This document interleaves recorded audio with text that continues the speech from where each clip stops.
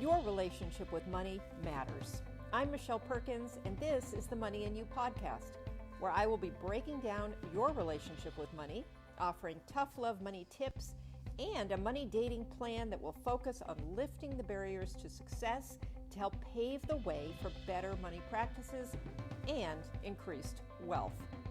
It's time to take control to live a limit-free life. It starts today.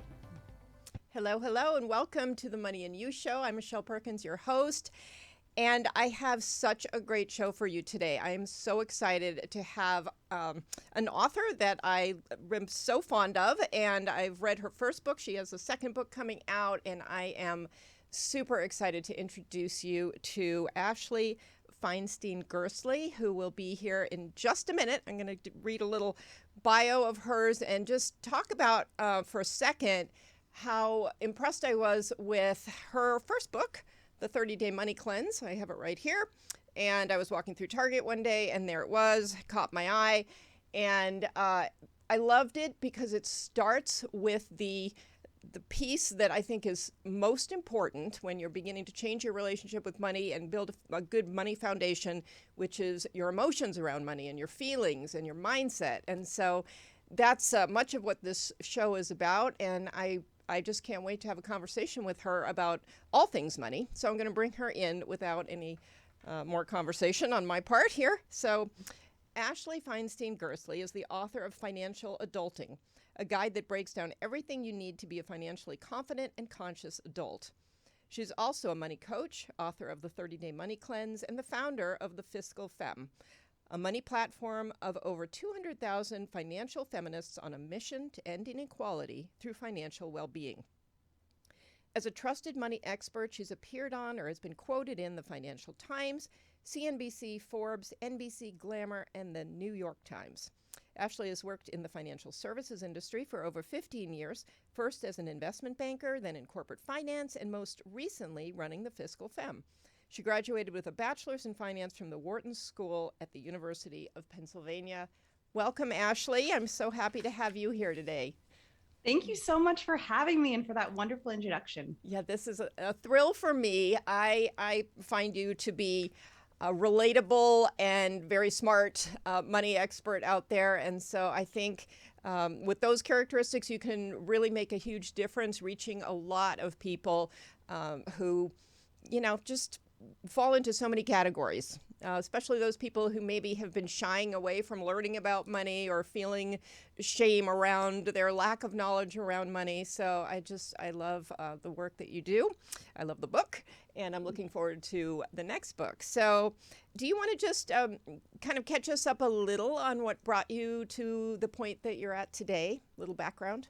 Sure, I'd be happy to. I'm thinking where to start, but I think generally I started doing what I do because I needed it myself.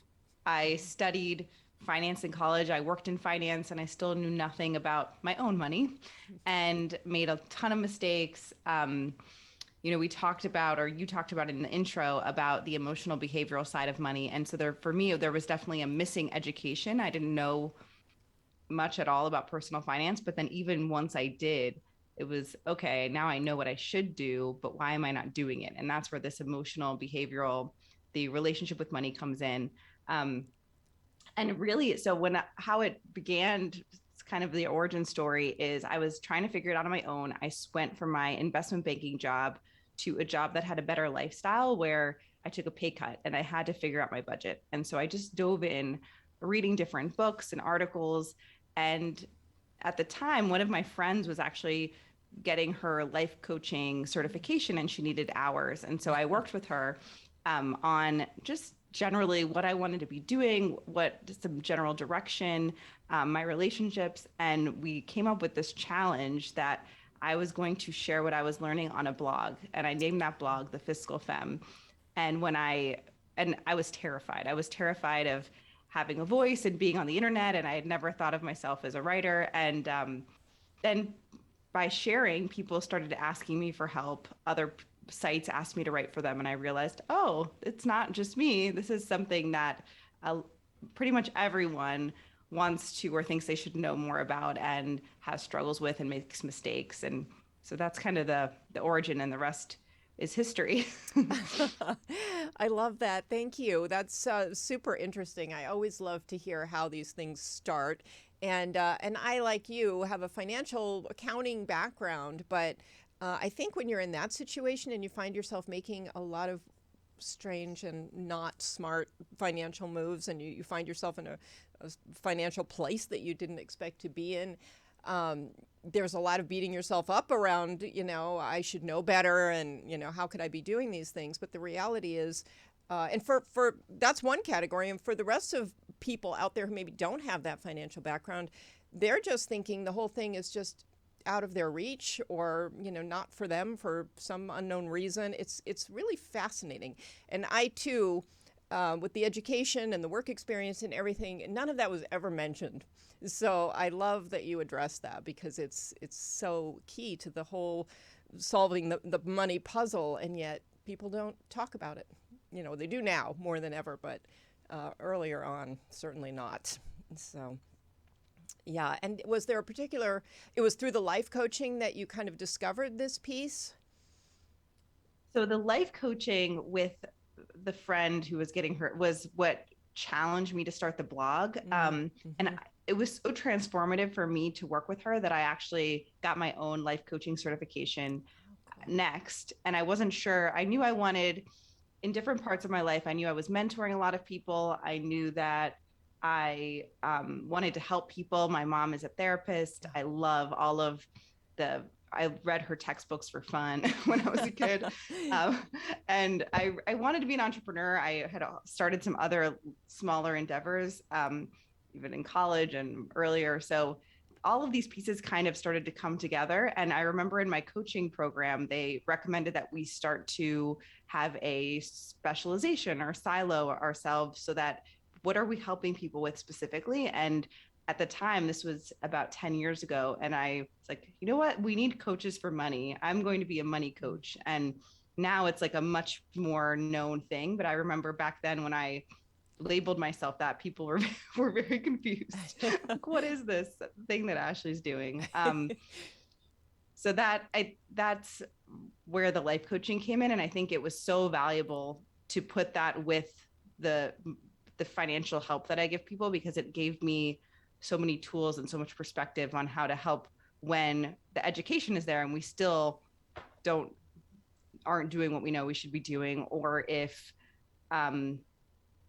we're avoiding or not looking at something. So it gave me more tools, I think, to help people with that.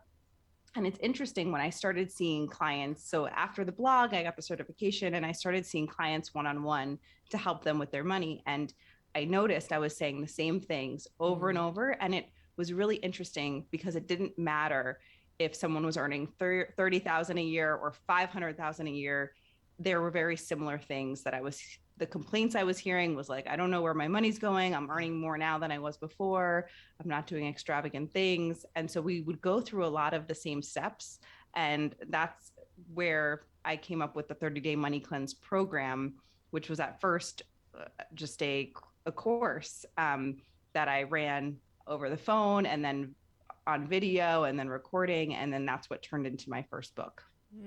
Oh, that's great. Can you maybe summarize a few of the emotions and the feelings? You mentioned a couple where people are just sort of confused about where their money's going, but what were some of the underlying emotions and feelings that people had, maybe even you had, that perhaps were keeping you from being the money manager that you wanted to be?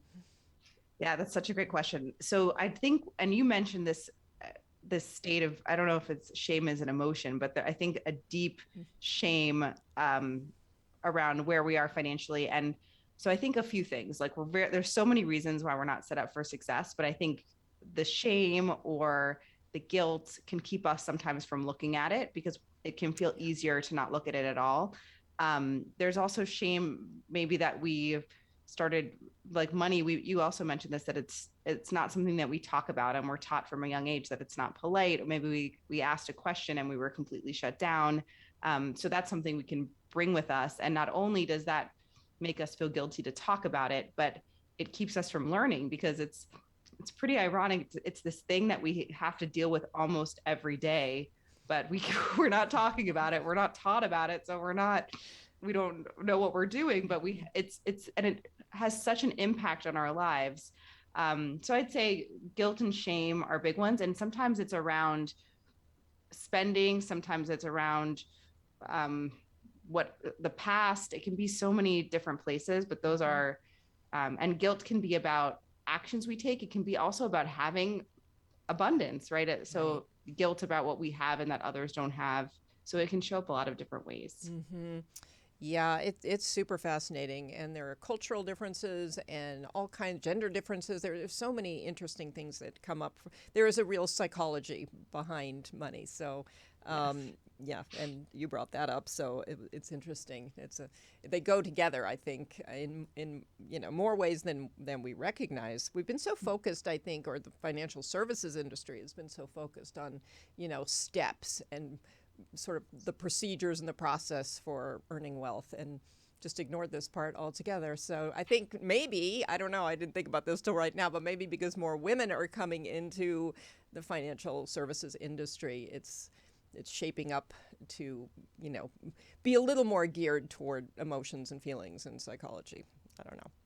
That makes sense. And like that the point is not just to have stacks of money. So when we get really aligned about what we're building and what it's for and what we're going to do with it, it's a lot more motivating than, okay, this is the number goal, but what does that actually mean for you? And what will that life be like? And what do you want? And very different conversation. Yeah, exactly. Yeah, that's a great point, because if you go beyond the number and to your goals and dreams around money, it becomes very, very different. And often it becomes something, to serve other people. Maybe it is to build your business so you can help more people, or maybe it's to help your family, or whatever it is. So, I think people do get caught up in, well, again, in sort of the connotations that come along with even just the word money. So, yeah, super interesting conversation.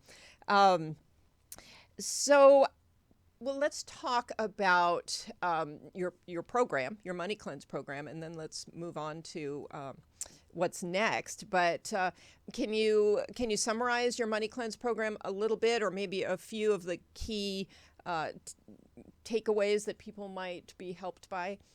Yes, definitely. So it's funny. When I was working with people, I realized that food and money are actually very similar, because they're really both very emotional, and not so strictly about the numbers, because just like money in, money out, calories in, calories out. And I knew I wanted to create a program because there's only so many hours in the day where I could be helping people. And I invited one of my friends over to brainstorm with me about the name of this program. And I promised to feed him, and we were sitting and brainstorming. And then he got on his phone and he's like typing away. And I said, "Hey, what are you doing? You're supposed to be helping me." And he said, "Oh, I just ate a cupcake. I have to confess this to my food cleanse group." Oh, wow. And I said, "Oh, that's so interesting. Tell me about the food cleanse." And the woman who was running it was so gracious to hop on the phone with me. And I was so inspired by how it was run. So it's not how we typically view a food cleanse, that you don't eat anything, you just drink, juices, and then that's really unsustainable and you backlash, or, you lose 10 pounds and gain it. The Money Cleanse is very much about stripping out things so that we can figure out what's important, what adds value, get really clear on where our money's going. So one of the first things that I have people do in the Money Cleanse is keep a money journal.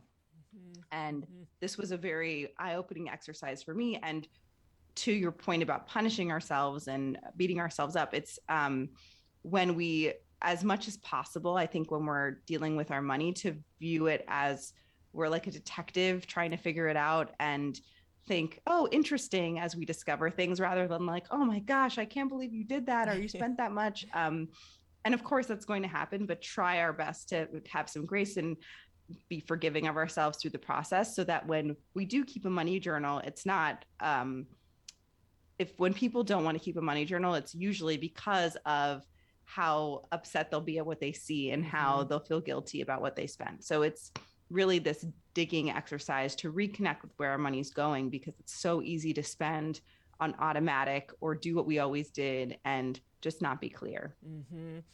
Yeah, I love the analogy with food. It's so true. And we are so oblivious, really, when it comes to both our spending and our eating. I mean, we think we know, but if you actually track it, it's always a different story. So, yeah, and just learning to track your money in the many ways that you show people how to do is so key.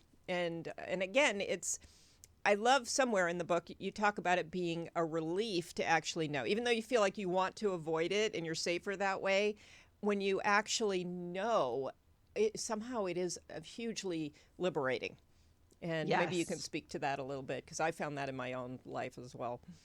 And likewise, and when people, people will reschedule their meeting with me or avoid it, but once they do, they will always say it is a relief, because I think, first of all, not looking feels like it's easier, but what we imagine or have this idea of what it probably is bigger than it even is, so not knowing can create so much stress.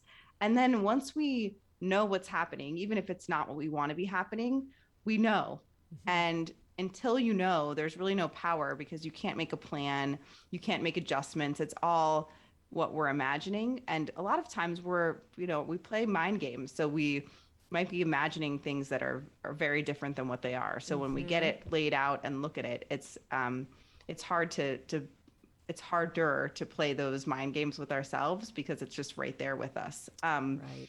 So I would say knowing does provide that relief. And I think, to that same point, this idea of making a plan or a budget can feel like they get really bad raps.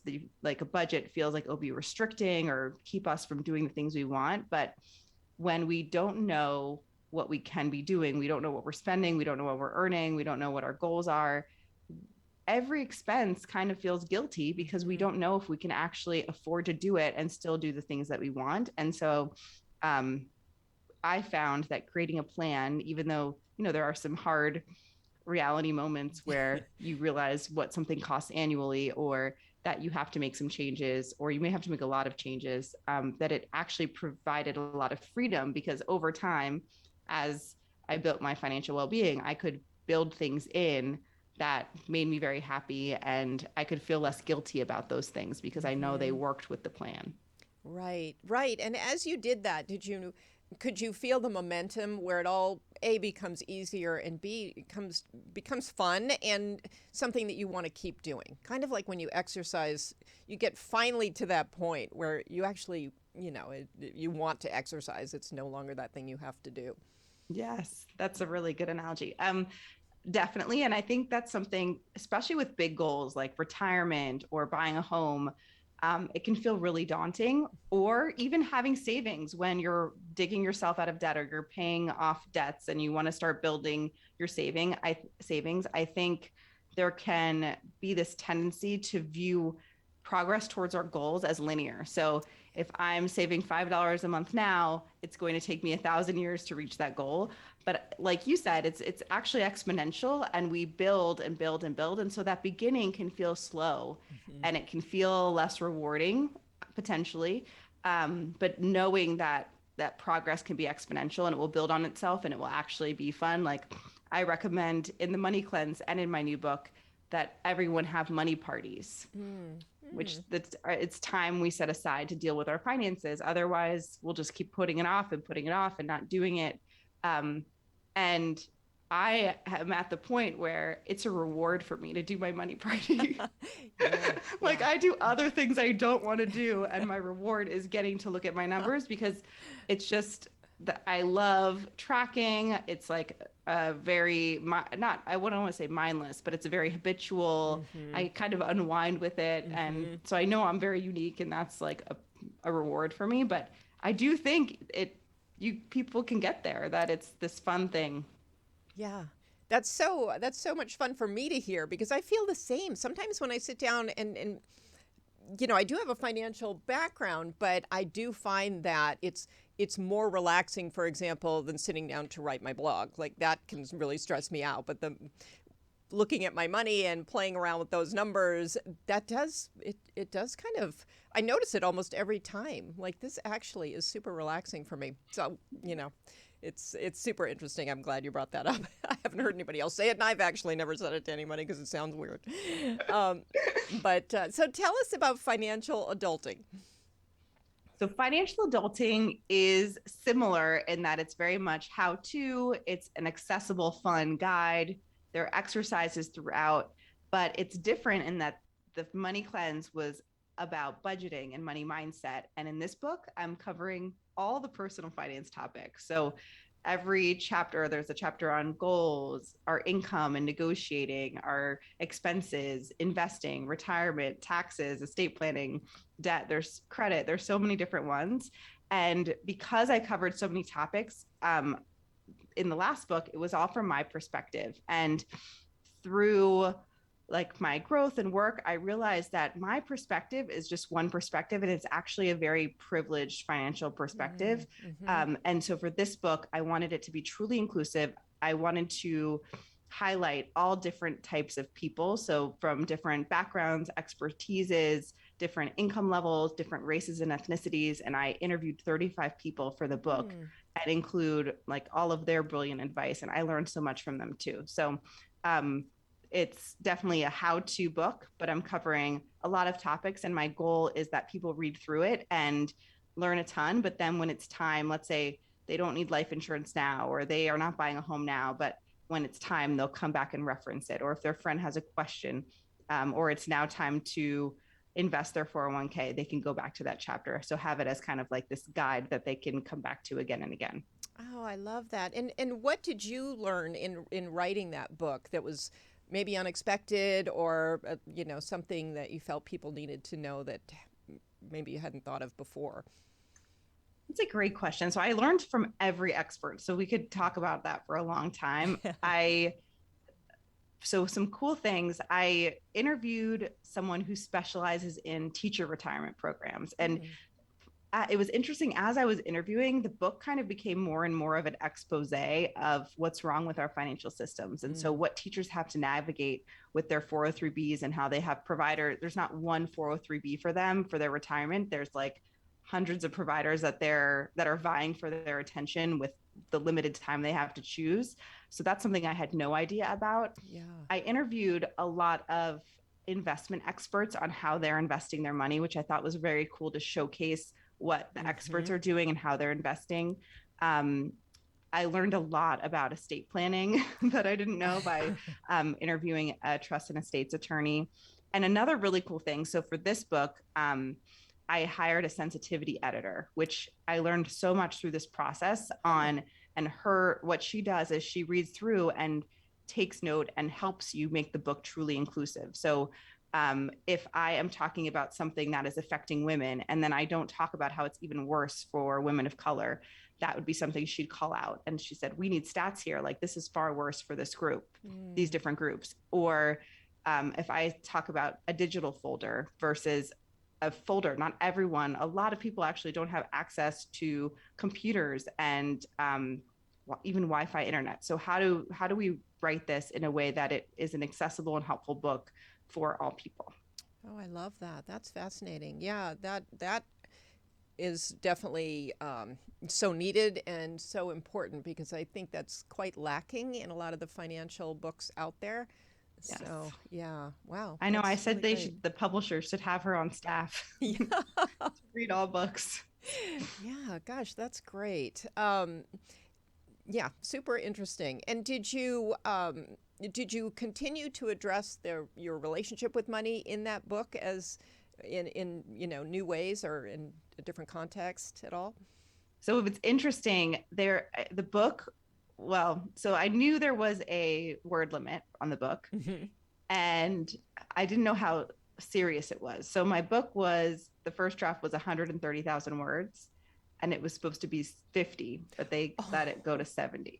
So I had to cut down half the book. But I definitely, so in this book, I share a lot of myself and my experiences. And so I think, and the emotions around things. So I think in that it highlights the relationship with money throughout all the different topics. So, and also there's, especially in the debt chapter, I talk about letting go of shame around debt and ways to reconnect with our spending. So I think in the money cleanse, it's like it's one of the main two topics, like our money mindset. And this, I've definitely weaved it in more because I have one chapter to talk about investing, but I do definitely weave it in because it's such an important part of our financial well-being.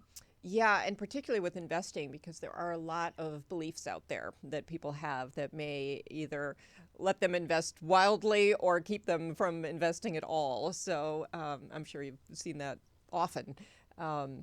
Yes, there's a section on protecting ourselves from ourselves when investing. Like, that's the real risk.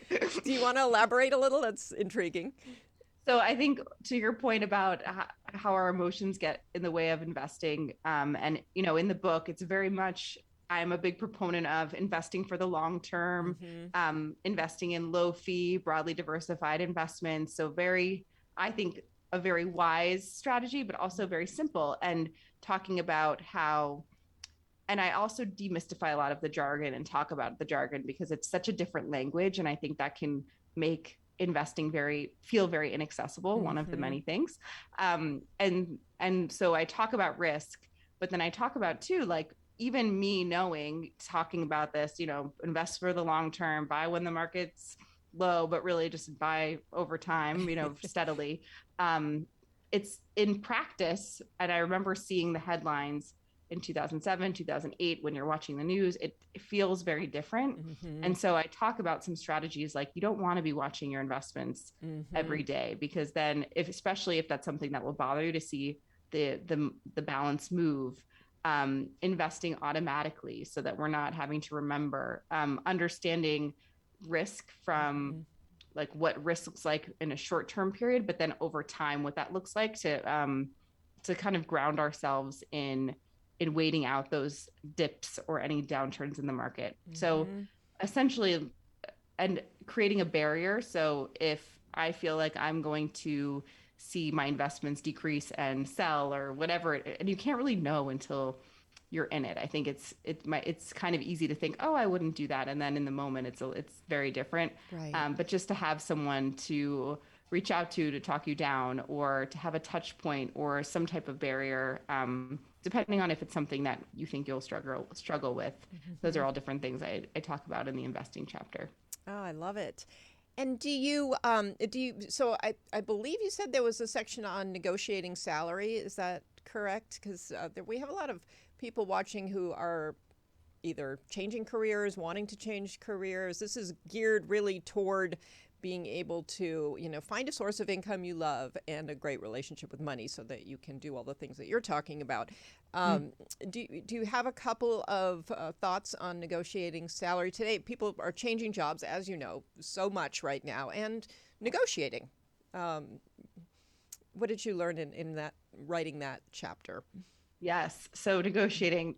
So the chapter is all about income, and it's the first part of our financial plan, like you said. So it's a very important part of the overall plan, how much we're earning, and how much we earn is important. If we're not earning enough for the other things, we can be as smart as we can and not make the money moves we could make if we're earning more.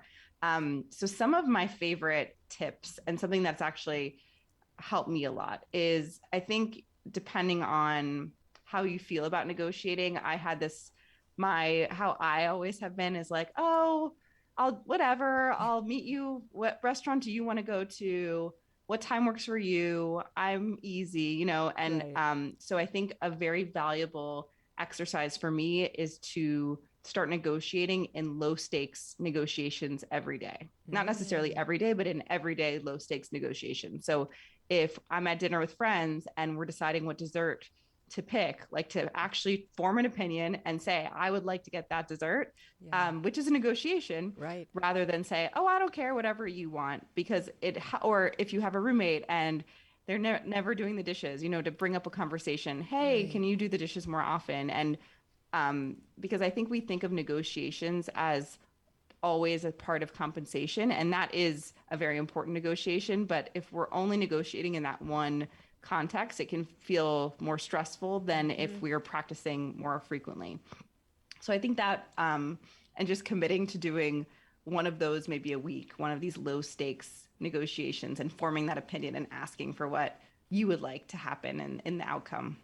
That is so smart, just to develop a practice of it so that when you go into a salary negotiation, for example, it isn't nearly so scary because you're conditioned. You're having there are these money conversations that we have to have out there, and if you can learn to do that, whatever it might be, whether it's negotiating a bill or anything, all of that is so valuable just to know how to have those conversations without conflict and whining and all kinds of things that that we tend to do in those conversations. So, Right. yeah, I love that idea. I love just having regular,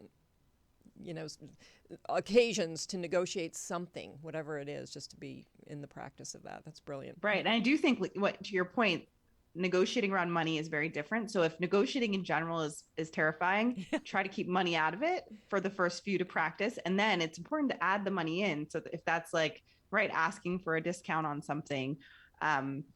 And I do think, so when you're getting a new job, that negotiation is different than if you're working at a company. But if you are at a company and you're looking for that promotion or a pay increase, I think a mindset shift that's really valuable is thinking about salary negotiation or the promotion negotiation as this year-round process, rather than like, I'm silent, I have my head down, I work really hard, and then once every few years I make a meeting with my boss and I make my case. I think it can take time to get approval for a promotion. And the more our manager or boss is looped in, by having frequent conversations where we're like, this is my goal, this is what I want to do, what do I have to do to get there? Or stopping in and saying, hey, I had this success, this thing went great, I want to work on more projects like this.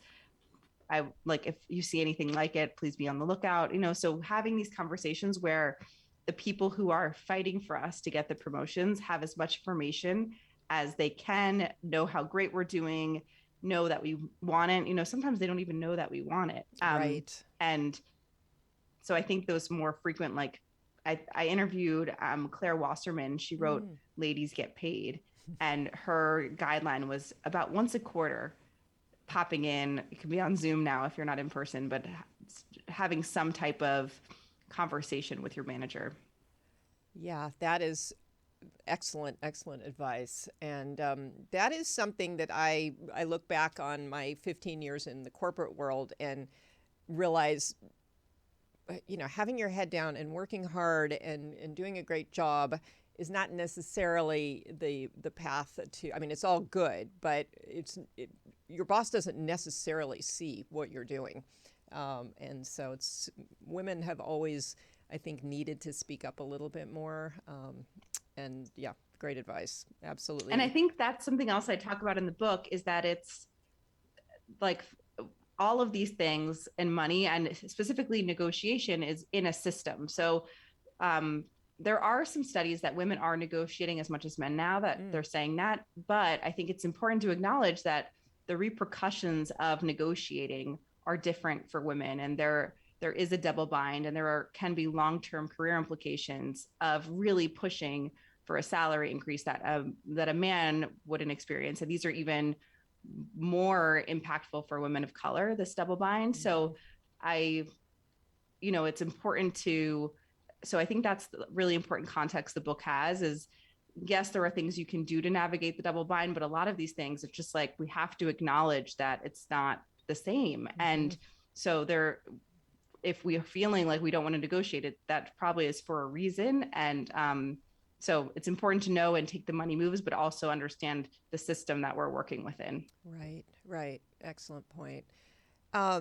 I want to just touch on kind of the scarcity mindset versus the abundant mindset, and how you would define that, and how you help people with that transformation from one to the other. But for people who might not really be able to grasp what we're talking about when we say that, because sometimes it's just words, they don't have any real meaning to people. Can you just speak to that for a moment?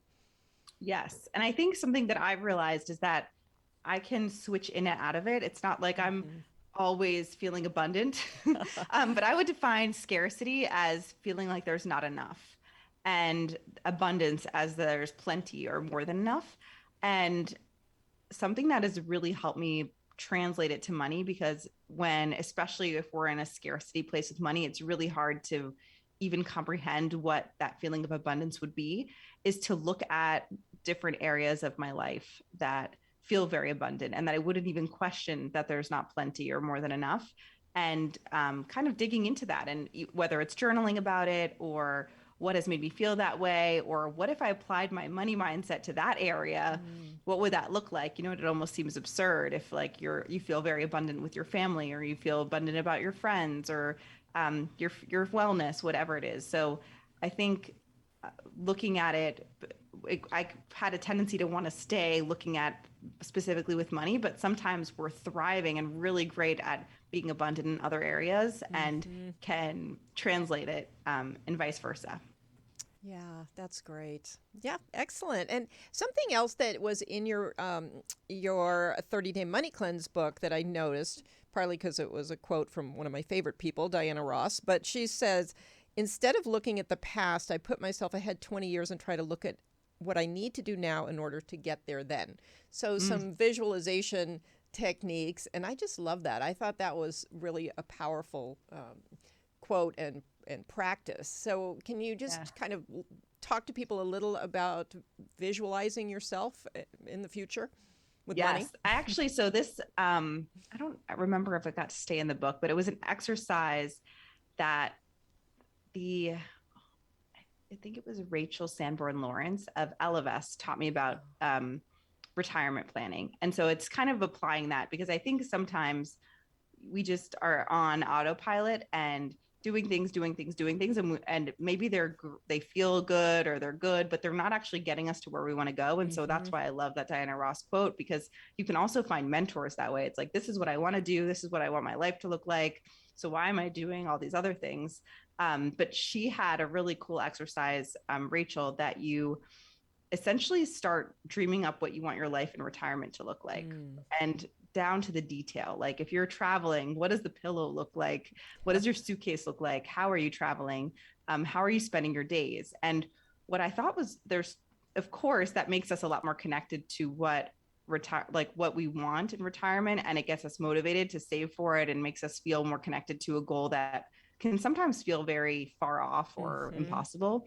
But it was also cool because when I did it, there were some things that I realized that I could start doing now, that, you don't have to wait for some of these things till retirement, even if how you're spending your days in retirement is how you're spending your weekends now. So I thought it was cool in that it motivated people for this long-term goal, but also might shift how they live now, because they realize that that's how they want to spend their day and they can do some of those things already. Yeah, that's brilliant. And that will take you into an abundant mindset, because if you have the feelings and are doing some of the things that you want to be doing in the future, you're really priming your mind and all of your systems to be ready for that. And I think that's, it's a little woo law of attraction, but I believe that is, I believe it works. So. Yes, and there's so many cool studies about people visualizing versus even physically training, like visualizing versus physically practicing basketball. And even by just imagining, for example, shooting the shot, their abilities are going up, maybe not as high as if they did it physically, but just sitting there with their eyes closed, imagining it and feeling all the different senses that it's pretty incredible. I feel like there's so much that we still don't even know about how incredible our brains, minds, bodies are. Yeah, absolutely. And it's funny because you're right. It's been rather accepted in the world of professional sports, and yet why wouldn't it be, a big part of business and money making and everything else? So yeah, it's super interesting. I love that. I'd love to just learn a little more about Financial Adulting, your new book, and who it's for, because I really feel like I'm looking at my kids in their 20s, early 20s, and I feel like they're more interested in money than I thought they would be, and I feel like that generation is, and I feel like your book would be a great, like you say, a resource and some early education that they can come back to. But who Definitely. Did you write it for, I guess, is really my question. Yeah, so it's funny because I'm thinking the dedication of the book is anyone who felt like the world of personal finance wasn't for them. This is for you.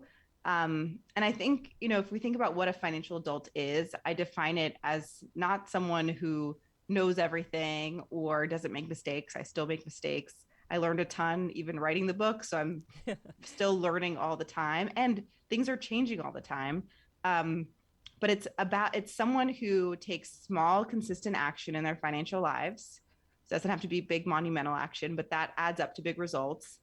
It's someone who knows what's happening with their money, which, sounds very simple, but it's actually a big thing and very revolutionary to know where it's going. They have plans and for their money, and they feel confident that those plans are going to happen. And they understand the context of equity and money. So if you are coming from a place of financial privilege, you are aware of it and using that privilege to help close racial and gender wealth gaps. If you are coming from a place of disadvantage, you are aware of that and know that we can't compare ourselves to others. So that is how I define a financial adult. And what's great is I think we talked about, like, even if I go and speak at a bank, there's more guilt associated with not knowing about money, but it's the same. I didn't know any more working at an investment bank or majoring in finance. And so I think it can be for so many people. It's, but definitely, I think a great fit for those embarking on their financial adulting journeys or are looking to level it up. It's about the level up can be from making the budget to starting to invest to really understanding what's happening with your 401k. And also, even as we're leveling up, building families, so what to understand as far as insurance and retirement and protecting ourselves. So I think it's kind of a book that can go with you through your financial adulting stages.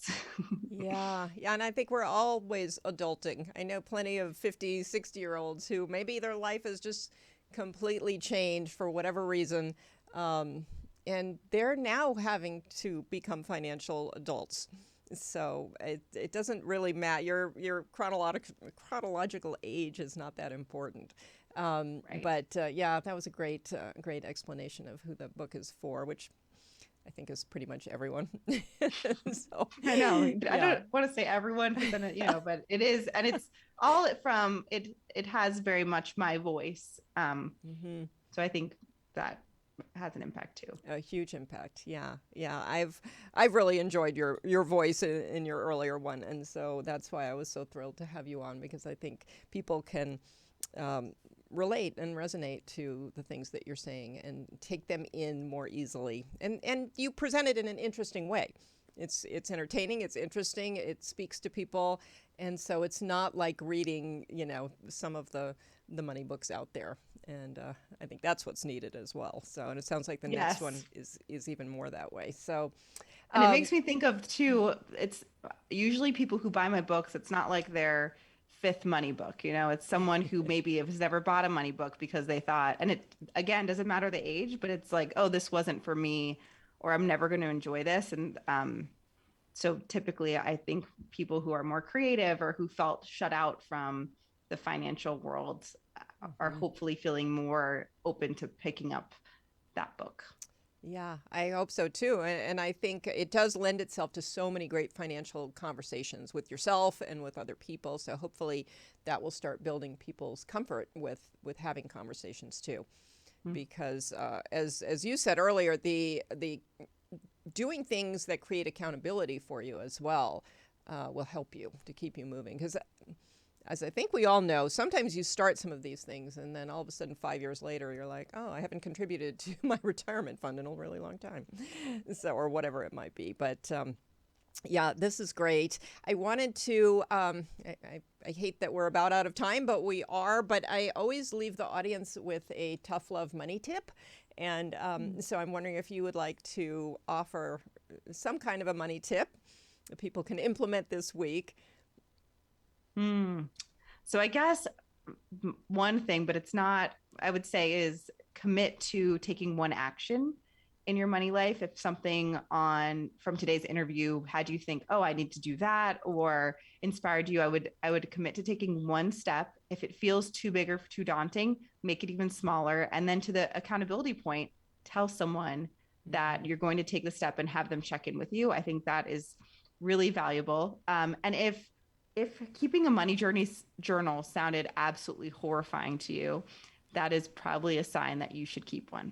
Absolutely. So that's like as tough love as I get, I guess. I love that. And I couldn't agree more. Money journaling in general, I'm a huge fan of, gratitude journaling, all kinds of journaling. Yes. But money journaling is its own exercise, and super, super valuable. You learn a tremendous amount.